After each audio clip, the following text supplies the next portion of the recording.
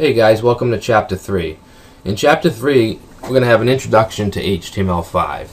In the past chapters, we've really been digging into HTML, but we've only talked about core HTML and nothing to do with the new features of HTML5 and what it can do for the web in general. So we know what HTML is, but what is HTML5? HTML5 will be the new standard. It'll replace the previous version of 4.01 that came around in 1999.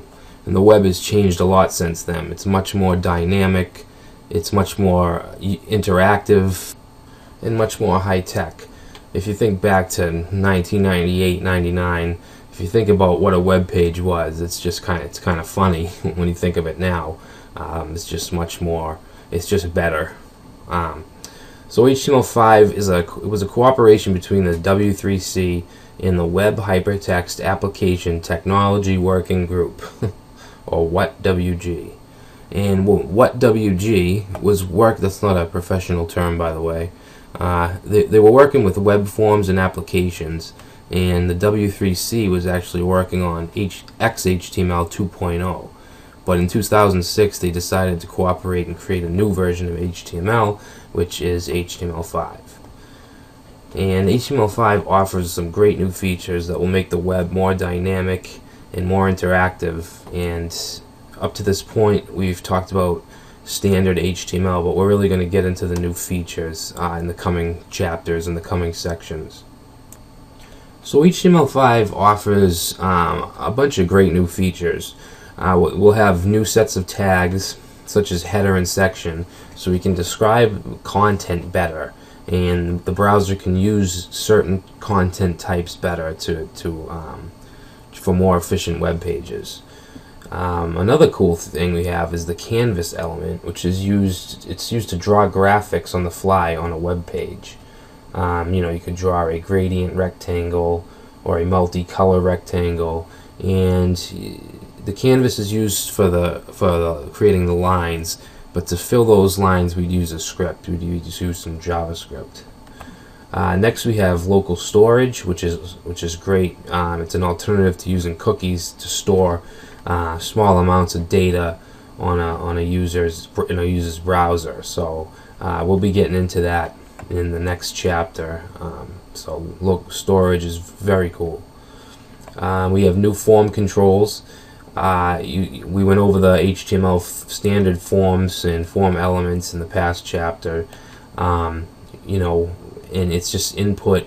Now we will have calendar, date, we'll have a time, we have all different kind of elements we can use in forms, and that work out really well for mobile browsing too.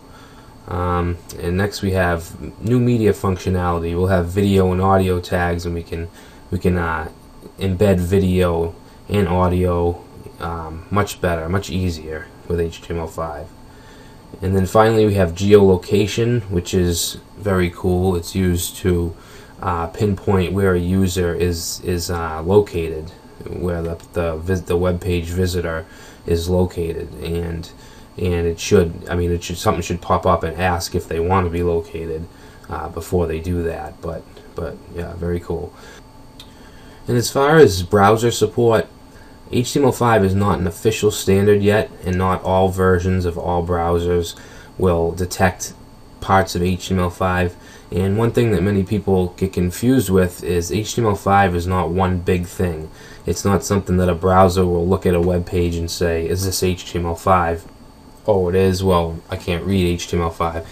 It's just very separate. Some browsers might support the canvas.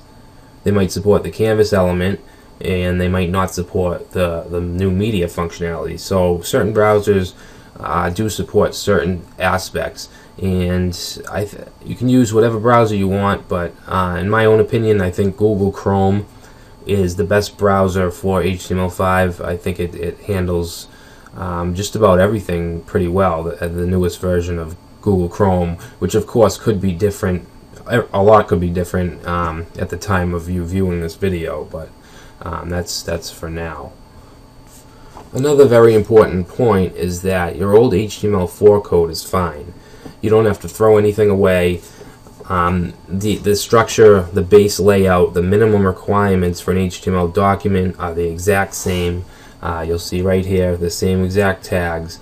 So don't think that you have to relearn everything. HTML5 just builds on HTML4, which is a very important concept to understand. Another one of the big reasons for HTML5 is to prevent people from having to download third-party plugins like Flash or Silverlight.